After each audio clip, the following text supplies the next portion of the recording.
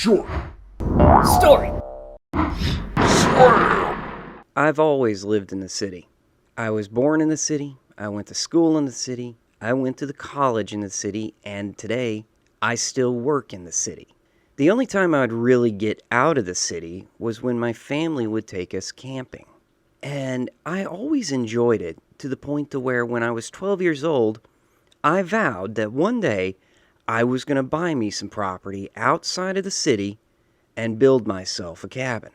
Just a place to get away from the big city to. It was in my early 30s that I made that dream finally come true. I bought about 200 acres, a couple of hours out of the big city. This acreage was in the deep piney woods, and I was very happy with this 200 acres. Mostly because I wasn't going to be bothered by anybody, because when I purchased it, I learned that 2/3 of the property was surrounded by national forest. The other third of the property was owned by a logging company, so I wasn't going to have any neighbors at all. So I guess you can understand why it goes without saying that I was probably the happiest man around. It never failed on the weekends I was going out to my property. Every spare moment that I had, I was out there hiking and mapping every corner of that 200 acres. And it never failed that every time I would go out there, I would go out with my chocolate lab Lady. Lady was getting up there in years, but she still enjoyed going on those hikes with me. Lady would run ahead of me, find some squirrels to chase up a tree, maybe a creek to go jump into, but she always had a blast.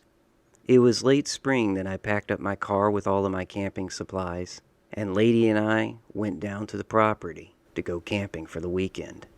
After arriving at the property, I parked my car in the little alcove that I had cleared all the brush and bramble out of, so I could have a place for my car off of the road. I grabbed my camping supplies, and we started hiking the property to find the camping spot that we would think would be great for the night. It was probably about 30-40 minutes of hiking that we ran into a clearing that I'd never seen before. Finding a clearing in the woods is always a fascinating thing to me. One moment you're walking with a thick canopy over your head, the ground covered in pine needles and sticks and pine cones, and in the next moment you're stepping into a clear patch with nothing but grass and no canopy to cover your head. This one was probably about 100 feet diameter. It was almost perfectly circular, and the weeds that were growing there didn't come up much past my ankles. I led the way into the clearing, and I heard Lady whining behind me once I was about 10 feet in, and she was sitting on the edge of the clearing looking at me kind of mournfully. I told her it was okay to come with me, and so she hesitantly stepped on, but came out there with me anyway. The second she was into the clearing, she was just a happy chocolate lab running around those weeds having a good time. I set up my tent in the middle of it, and I didn't really think anything about it when I started to dig a little bit of a fire pit for my night fire so I could do some cooking. But when I started digging that ground, I heard a raccoon chitter. Again, I didn't really think anything about it because it's just a raccoon. Then another one chittered on the other side of the clearing, and then another one at a different point on the edge of the clearing.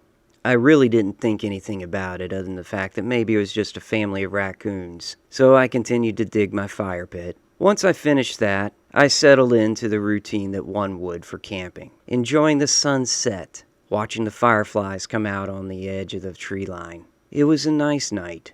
There weren't many clouds in the sky, and it was a near full moon, so it was nice and bright.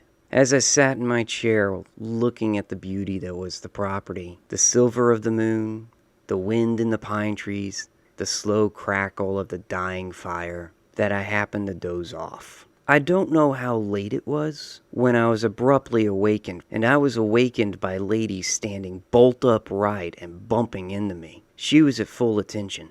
Her hackles weren't raised and she wasn't growling. It wasn't anything menacing, but she was at full attention, looking straight ahead and a worried expression on her face. I looked in the direction that Lady was looking into. The fire was nothing but a few glowing embers, so I wasn't getting any light from that. The moon was still nice and bright, but it was behind a cloud, so I couldn't see much. I looked at Lady. "What's wrong, girl? What you see?" Lady's eyes kept forward, but she tilted her head at me a little bit and let loose some mournful whine.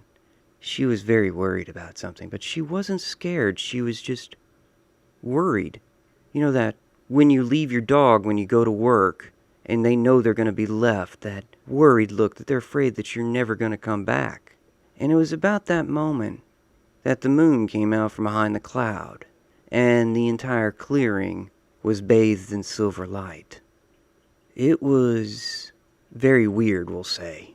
Quite unnerving, because it seemed to be that every animal in the forest had encircled this clearing, like they had set themselves up in a pattern. None of the same animals were standing next to each other. It was always separated by some kind of other animal, and there were predators next to easy-eating prey. All these animals were staring at me, but then I realized they weren't quite staring at me. They were staring into the clearing.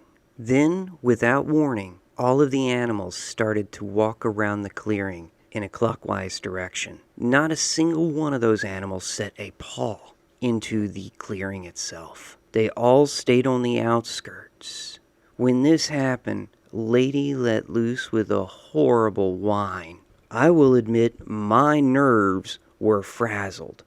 They continued to walk in the clockwise direction for a few minutes, and then, immediately without warning, they stopped and sat down and stared into the clearing. And then a few moments later, they started walking in a counterclockwise direction. And then they would stop, sit, stare, go clockwise.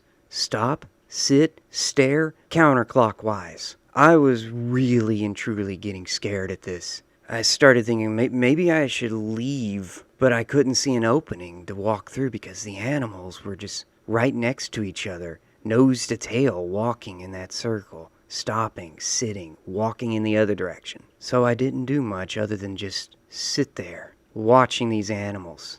Lady herself stopped her whining and looked at me. She bolted toward the animals in that marching circle. She got right up to the edge of them, and they made a space for her, and she joined the circle. Counterclockwise, stop, sit. Clockwise, stop, sit. Counterclockwise, stop, sit. And they did this for hours. And when the sun rose, the animals themselves started to disperse. But staying on the edge of the clearing was Lady, about 4 coyotes, 1 bobcat, and then there was a timber wolf. Lady hesitantly entered into the clearing. She walked up to me and she gave me her walkie eyes that she wanted me to go for a walk with her. I was very unnerved by all of what I'd been witnessing all night, so I started following Lady, who led me to the edge of the clearing. I was immediately surrounded by the coyotes, the timber wolf, and the bobcat. Lady whined for me to follow her, so I started following her as she led me. The animals behind me formed kind of a horseshoe half circle. These animals were herding me. And sure enough, that is exactly what they did. They led me right off of my property.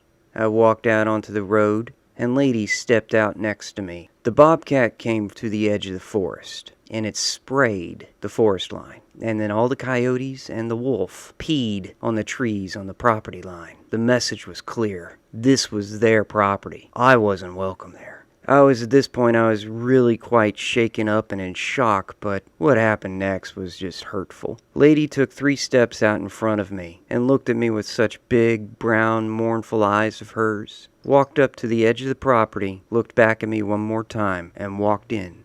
I never saw her again. I went to my car and I drove home, and I guess it's easy to say that I've never been back to my property since. On the nights when the moon is really bright, I often think, was that like an animal church or something? Were they doing some kind of worship ceremony? Or was it something else? I don't know. My mind kind of baffles at it, but maybe somebody out there will know what those animals were doing, but I don't know myself. Sure. Story. Story.